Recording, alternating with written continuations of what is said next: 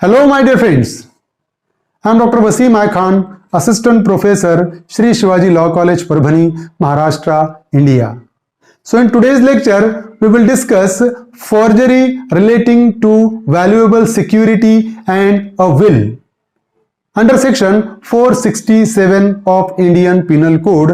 तो आज हम डिस्कस करने जा रहे हैं इंडियन पिनल कोड का सेक्शन 467 जो डील करता है कि कोई वैल्यूएबल सिक्योरिटी है, अगर उसमें फोर्जरी होती है, उसकी अगर उसमें कोई काट छाट होती है या उसकी कोई नकली कॉपी बनाने की कोशिश करता है या बनाता है या कोई विल से रिलेटेड फोर्जरी करता है, तो ऐसे पर्सन के लिए सेक्शन 467 में पनिशमेंट प्रोवाइड की हुई है। कितनी पनिशमेंट होगी, उसके प्रोविजंस क्या क्या है, आज के इस लेक्चर में हम डिस्कस करने वाले हैं। So let's start the topic.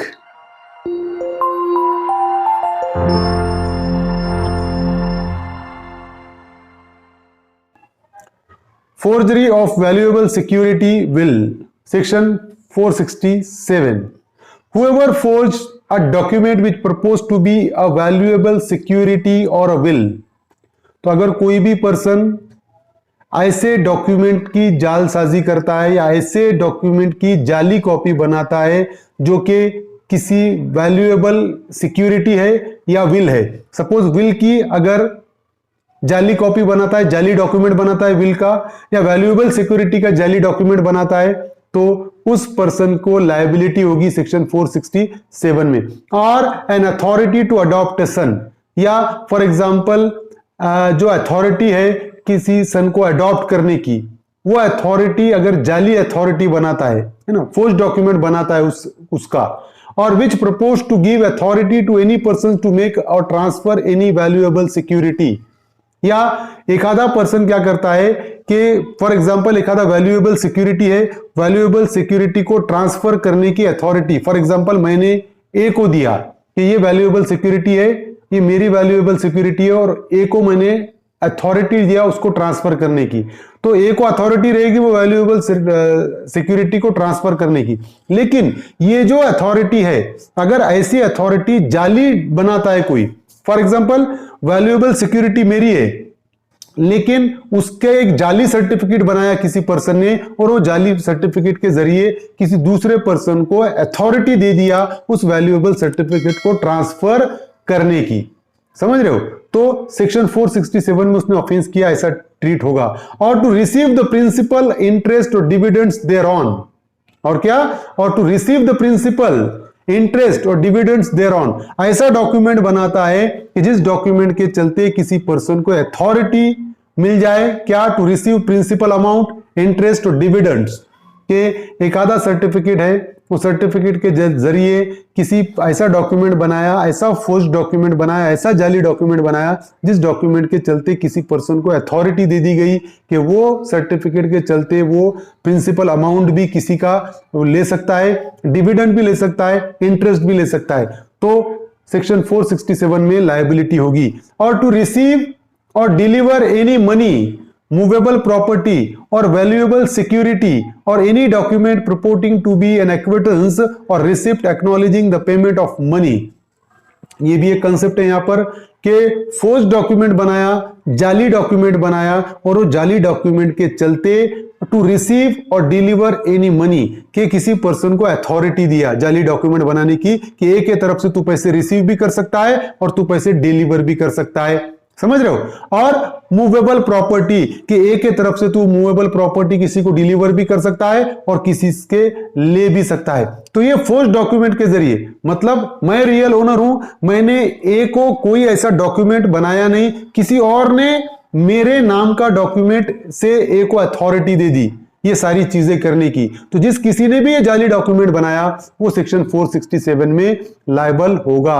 और N acquittance or receipt for the delivery of any movable property or valuable security, तो क्या होगा कि किसी वैल्यूएबल प्रॉपर्टी हो गया, वैल्यूएबल सिक्योरिटी हो गया, मूवेबल प्रॉपर्टी हो गया, इसको डिलीवर करने की अगर अथॉरिटी किसी पर्सन को दे दी जाए फोर्ज डॉक्यूमेंट के जरिए अगर मेरा कोई फॉर एग्जांपल प्रॉपर्टी है तो मैं किसी भी पर्सन को अथॉरिटी दे सकता हूं रियल में मेरी प्रॉपर्टी ट्रांसफर करने की, like that.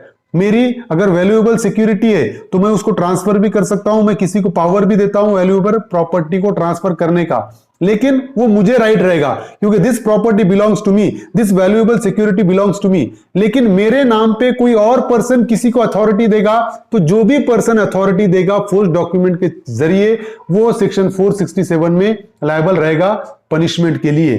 So if any person who has committed the offence of section 467 shall be punished with imprisonment for life or with imprisonment which may extend to 10 years and shall also be liable to fine। तो कितना उम्र कैद तक की सजा हो सकती है और या तो 10 साल तक की सजा और साथ ही साथ फाइन के लिए भी वो लायबल होगा। देखिए state of Odisha versus Sapneshwar Thapa. In this case accused sub postmaster withdrew amount by filing withdrawal form and forging the signature of depositor.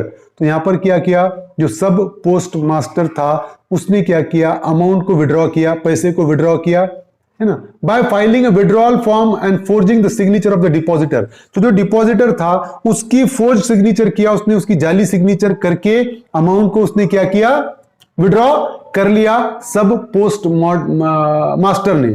The accused was found guilty under section 467।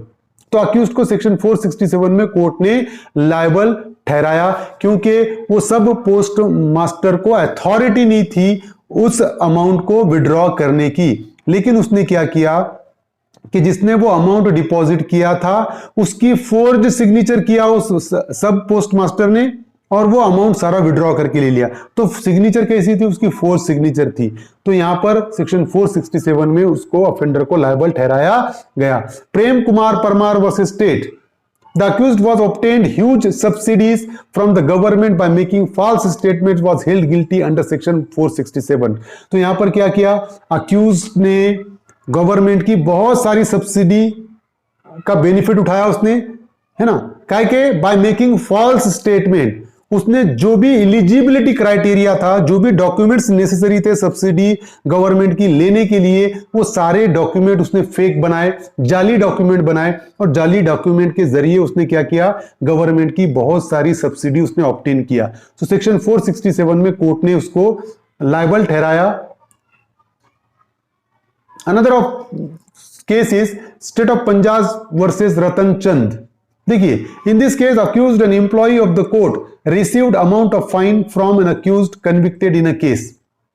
So in this case the accused was an employee of the court and he has received an amount of fine from the accused who is convicted in the particular case। तो इस case में क्या हुआ, accused को court ने conviction का order pass किया और जो एम्प्लॉई था कोर्ट का उसने accused को कन्विक्शन ऑर्डर पास किया कोर्ट ने और accused को डायरेक्ट किया कि इतना इतना फाइन आपको पे करना है और कोर्ट के एम्प्लॉई ने क्या किया, वो फाइन रिसीव किया, है ना। क्योंकि नॉर्मली क्या होता है, फाइन जब भी इंपोज होता है तो फाइन किसी ना किसी कोर्ट के एम्प्लॉय के पास डिपॉजिट करना होता है। अब यहां पर क्या हुआ, but did not deposit the same in treasury, made false entry of deposit in the register of fines.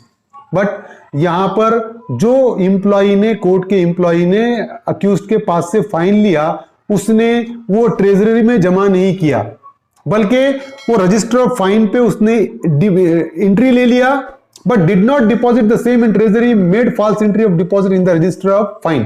तो ट्रेजरी में जाके उसने पैसे जमा नहीं किया और रजिस्टर ऑफ फाइन में उसने एंट्री ले लिया कि we have received so and so fine from the accused person. Normal procedure क्या है, जब कभी भी अक्यूज्ड फाइन पे करेगा तो वो फाइन की एंट्री ली जाएगी रजिस्टर ऑफ फाइन में और एंट्री लेते बराबर वो अमाउंट ट्रेजरी में जमा करना पड़ता है। लेकिन यहां पर कोर्ट के एम्प्लॉय ने रजिस्टर में एंट्री तो लिया लेकिन अमाउंट डिपॉजिट नहीं किया ट्रेजरी में।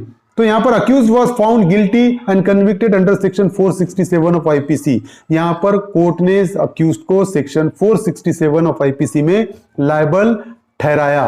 तो ये था सेक्शन 467 कि अगर कोई वैल्यूएबल सिक्योरिटी से रिलेटेड अगर कोई ऑफेंस करता है, फोर्स डॉक्यूमेंट बनाता है, तो सेक्शन 467 में उसको पनिशमेंट होगी। So I hope you understand this topic, and if you understand this topic, please subscribe my channel, hit the notification button, hit the like button, and share this video with your friends. Thank you very much.